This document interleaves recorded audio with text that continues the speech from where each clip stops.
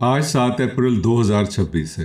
सुबह के तकरीबन 9 बज चुके हैं। स्कर्दू में हर तरफ जिंदगी रवां दवां है।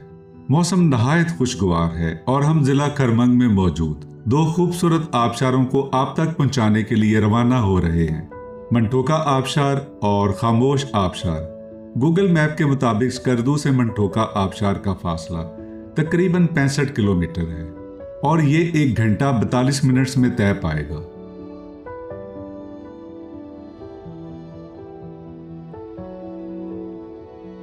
क्या मंठोका आबशार वाकई कुदरत का शाहकार है या इंसानों की तख्लीक? ये सवाल मुसलसल मेरे जहन में गर्दिश कर रहा है। और अगर खामोश आबशार मुकम्मल कुदरती है तो फिर इन दोनों के हुस्न में आखिर क्या फर्क होगा? इसी तजस्सुस ने आज के सफर को मजीद दिलचस्प बना दिया है।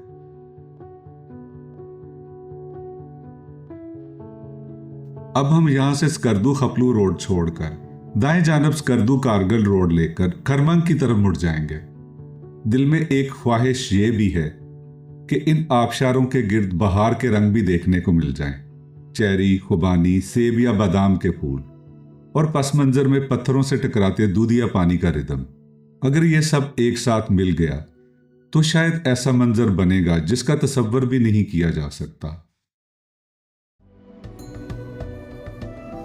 नीले पानियों वाला दरियाए सिंध इस दिलकश मंजर के साथ हमारा इस्तकबाल जिला खरमंग में कर रहा है। दरियाए सिंध तिब्बत में हिमालय के जिला को कैलाश की झील, मानसरोवर से निकलकर लद्दाख के रास्ते, हिंदुस्तान और फिर कारगिल से होता हुआ बड़ी शान शौकत से लाइन ऑफ कंट्रोल अबूर करते हुए स्कर्दू के जिला खरमंग में दाखिल होता है और फिर बल्तिस्तान के मुख्तलिफ इलाकों की तरफ अपना सफर जारी रखता है।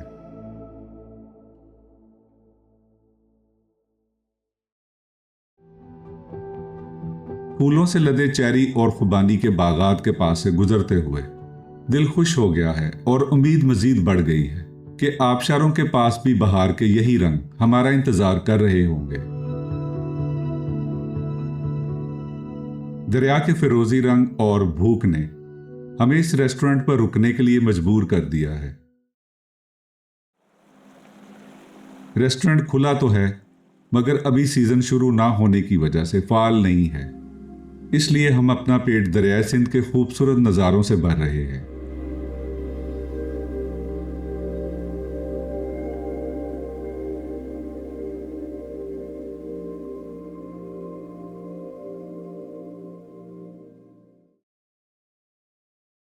एक मुख्तसर वक्फे के बाद हमने अपना सफर दोबारा मंठोका आबशार की तरफ शुरू कर दिया है। अब हम मंठोका विलेज में दाखिल हो चुके हैं और देखते हैं कि आबशार किस तरफ मिलती है। अब हम हुसैनी चौक माधोपुर से दाएं जानब मंठोका आबशार के लिए मुड़ रहे हैं। यहाँ काफी तादाद में रेस्टोरेंट्स, ढाबे और गेस्ट हाउसेज नजर आ रहे हैं। गेस्ट हाउसेज के चार्जेस 4,000 रुपये पर नाइट से लेकर 25,000 रुपये पर नाइट सीजन के हिसाब से हो सकते हैं, जबकि रेस्टोरेंट्स में हर तरह का खाना दस्तयाब है। इस वक्त तकरीबन 11 बज रहे हैं और हम मंठोका आबशार पर तकरीबन 2 घंटों में पहुंच चुके हैं। हालांकि रास्ते में 2 मरतबा रुकना भी पड़ा। यहाँ हमने 2 बंदों के हिसाब से 400 रुपये एंट्री फीस अदा कर दी है, जिसमें गाड़ी की पार्किंग भी शामिल है। पहली नजर में आबशार अच्छी महसूस हो रही है, लेकिन दिल को जैसे किसी चीज की कमी भी महसूस हो रही है।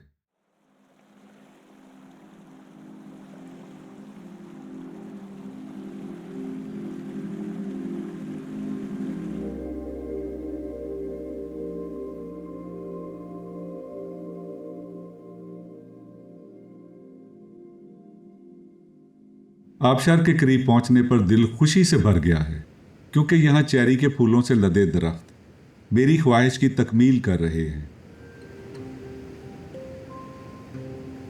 बुलंदी से गिरता दूधिया पानी और चेरी के सफ़ेद फूल सब्ज पत्तों के साथ ऐसा हसीन इम्तजाज बना रहे हैं जो सीधा दिल में उतर रहा है और एक आर्टिस्ट को दीवानगी की हद तक मुतासिर कर रहा है।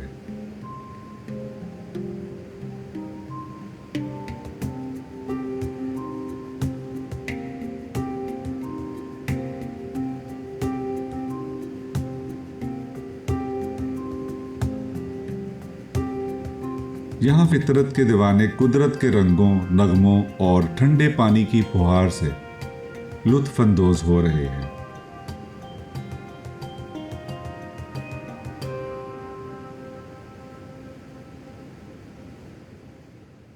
यूं तो मेरे पास कोई खास इल्म नहीं, मगर जहां किसी ने कुछ भी पूछ लिया तो जो कुछ मालूम है वो खुशी से हाजिर खिदमत कर दिया।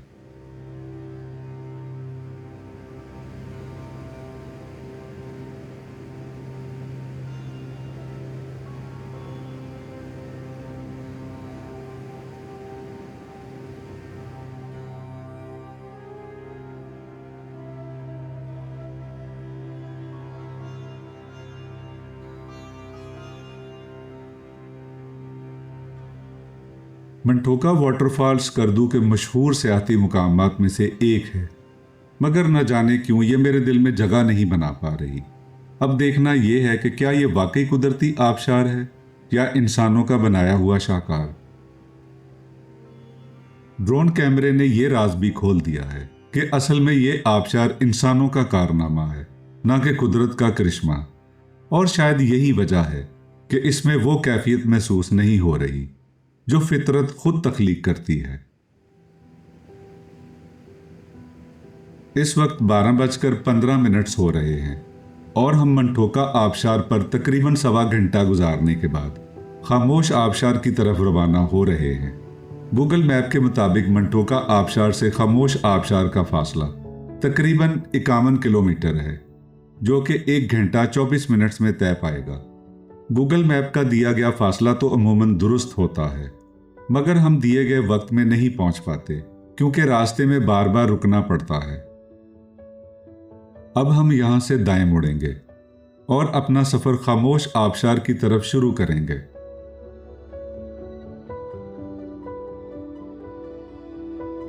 अब हम खरमंग डिस्ट्रिक्ट के कमिश्नर ऑफिस के पास से गुजर रहे हैं।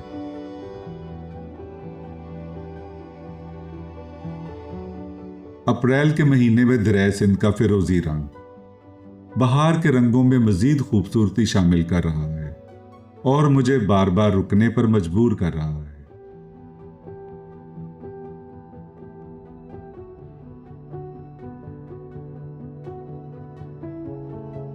मंटोका से खामोश आबशार तक का रास्ता इंतहाई खूबसूरत और हैरत अंगेज हद तक बेहतरीन है।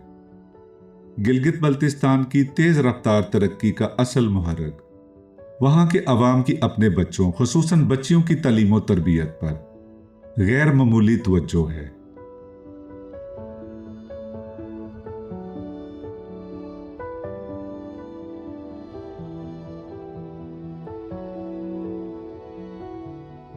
रास्ते में सरसब्ज बागात, बहता दरिया और बहार के रंग हर मोड़ पर मंजर बदल रहे हैं। ऐसा महसूस हो रहा है जैसे गिलगित बल्तिस्तान खुद अपने हुस्न की नई नई परतें हमारे सामने खोल रहा हो। जिस तरह ये पहाड़ काटकर सड़कें बनाई गई और इन इलाकों को बड़े शहरों के साथ जोड़ा गया और बड़े शहरों को मुल्क के अहम इलाकों के साथ जोड़ा गया, ये सारा अमल एक अजूबा महसूस होता है और काबिले सताइश है।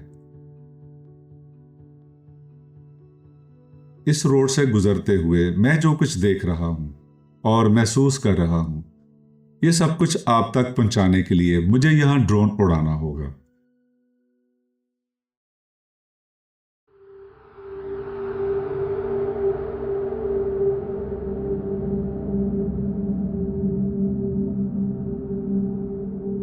खुश्क पहाड़, इनकी चोटियों पर जमी बर्फीली सफेदी, दामन में फैले सब्जाजार और फिरोजी रंग में बहता अजीम दरिया सिंध, ये सब मिलकर ऐसा मंजर पेश कर रहे हैं जो शायद गिलगित बल्तिस्तान के अलावा दुनिया में कहीं और ना मिले।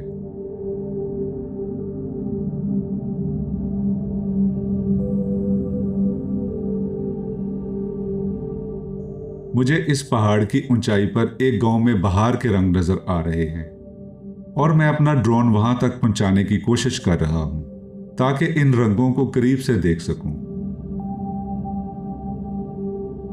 ड्रोन से मेरा राब्ता टूट चुका है और अब मुझे पता नहीं कि ड्रोन किस पोजीशन में है।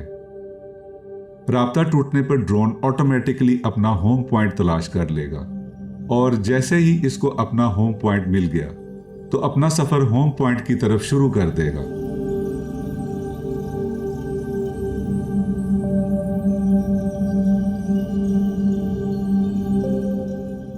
ड्रोन से राब्ता बहाल हो चुका है और जिस सड़क के आगाज पर हमने जीप रोकी थी और सोच विचार कर रहे थे कि इस गांव तक कैसे पहुंचा जाए, तो ड्रोन ने हमें उस गांव तक का रास्ता भी वाज़े कर दिया है और बड़ी जिम्मेदारी के साथ अपने होम पॉइंट पर वापस भी आ रहा है।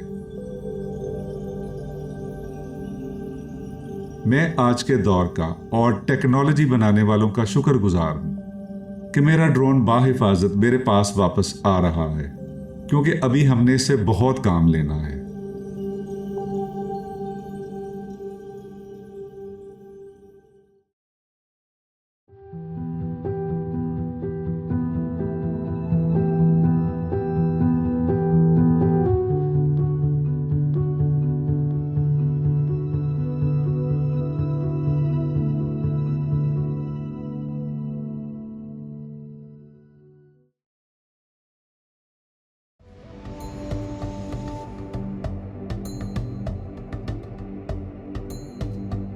बुलंदी से देखने पर गुंदूस गांव एक नखलिस्तान की मानद दिखाई दे रहा है, जहां से दरिया सिंध का बहाव एक बल खाते पहाड़ी नाले जैसा और शहरा कारगिल एक लकीर की सूरत में नजर आ रही है।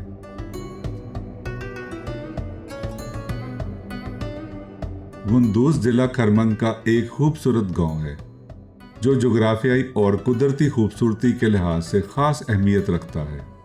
दरिया सिंध के किनारे वाक़ई ये सरसब्ज गांव सतह समंदर से तकरीबन 8,500 फीट की बुलंदी पर वाक़ई है और स्कर्दू शहर से इसका फासला तकरीबन 97 किलोमीटर है।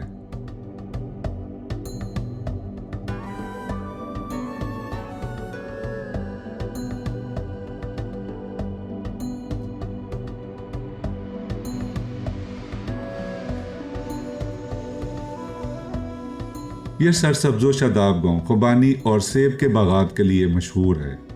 यहाँ पानी की नदियां हर तरफ रवां दवां हैं, क्योंकि मुकामी लोगों ने पहाड़ों की बुलंदियों से उतरने वाले पानी को नदियों के जरिए हर घर और बाग तक पहुंचाने का बेहतरीन इंतजाम किया हुआ है।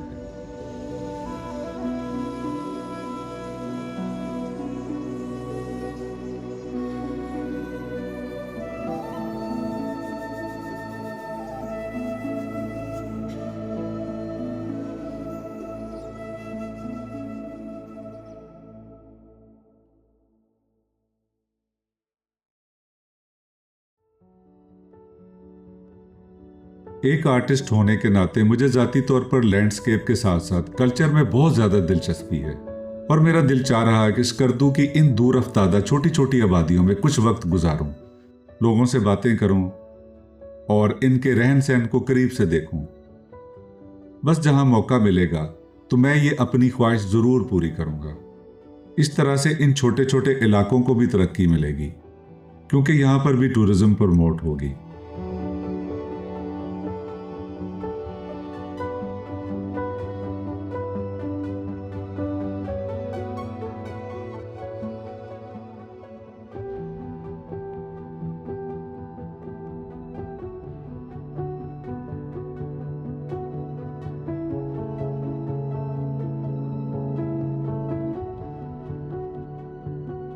इस जगह का नाम बागीचा है और ये एक बागीचा ही महसूस हो रहा है। यहां से मालूम करने की कोशिश करते हैं कि खामोश वाटरफॉल कितनी दूर रह गई है।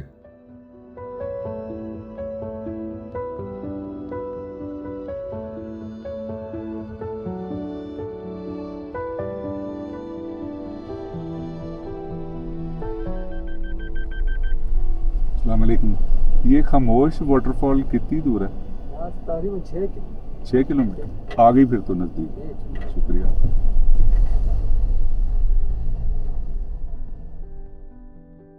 डबल 122 एम्बुलेंस सर्विस को देखकर दिल काफी मुतमईन हुआ है कि यह सर्विस यहां पर भी फाल है।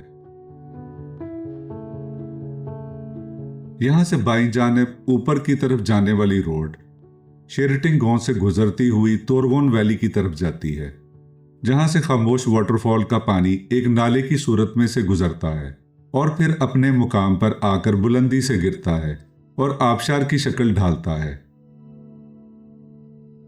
इस वक्त 2:35 हो रहे हैं और हम तकरीबन 2.25 घंटों में मंटोका आबशार से खामोश आबशार तक पहुंच चुके हैं। याद रखें, हमने रास्ते में बार बार रुककर वीडियोस बनानी होती हैं।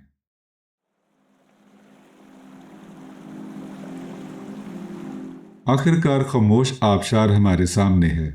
यह सिर्फ एक आबशार नहीं बल्कि कुदरत का एक अजूबा है, जिसे देखकर इंसान अपनी बहुत सी तख्लीकात भूल जाता है। पहाड़ों के दरमियान से गिरता पानी, इर्द गिर्द की खामोशी और फितरत की असल ताकत। यहाँ आकर एहसास हुआ कि इंसान खूबसूरती तो बना सकता है, मगर कुदरत जैसा एहसास कभी तख्लीक नहीं कर सकता। कुदरती अजायबात का मुकाबला इंसान के बस की बात नहीं, और शायद यही गिलगित बल्तिस्तान का असल जादू है, जहां हर रास्ता, हर दरिया और हर आबशार इंसान को अपने अंदर छुपी किसी नई हकीकत से मिला देती है।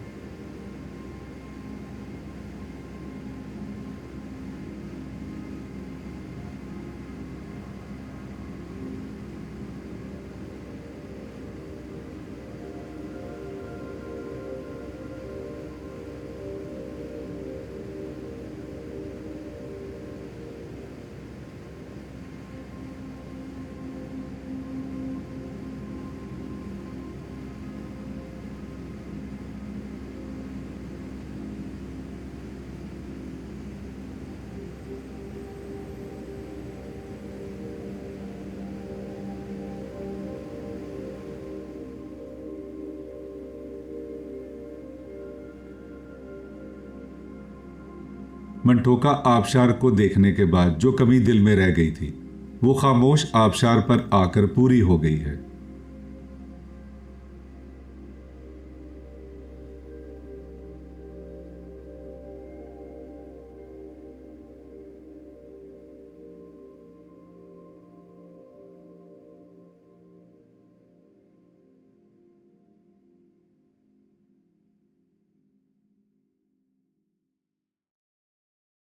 आज हम सुबह निकले थे स्कर्दू से मंटोका वाटरफॉल और खामोश वाटरफॉल देखने के लिए।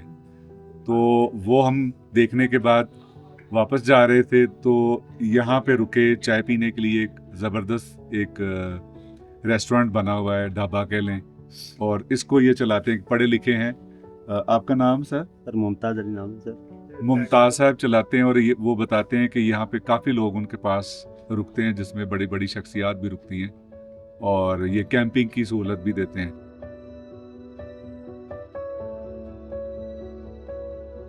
पहले मैं खुद ग्रेजुएट हूँ सर, मैं MBA फाइनेंस किया हुआ था। तो मैंने जॉब स्किप करके इधर इसीलिए आया कि लोगों को मैं थोड़ा मोटिवेट भी करूँ, लोगों को मैं यहाँ के बारे में बता भी दूँ। मेरा मकसद ये भी था, और इसी के साथ साथ मैंने खुद प्रोडक्शन का भी काम कर रहा हूँ, ट्रांसपोर्टेशन का भी दे रहा हूँ, होटलिंग का भी मैं करवा रहा हूँ। पिछले साल निशाल लेलन की मैंने पूरा शूटिंग करवाया यहाँ पे। अच्छा। विंटर कलेक्शन की। आसिम जोफा की मैंने विंटर कलेक्शन की मैंने पूरी शूटिंग की है, जिसमें किंजा हाशमी और शहजाद नूर थे, और उसमें निशाल लेलन में सबीका इमाम थी।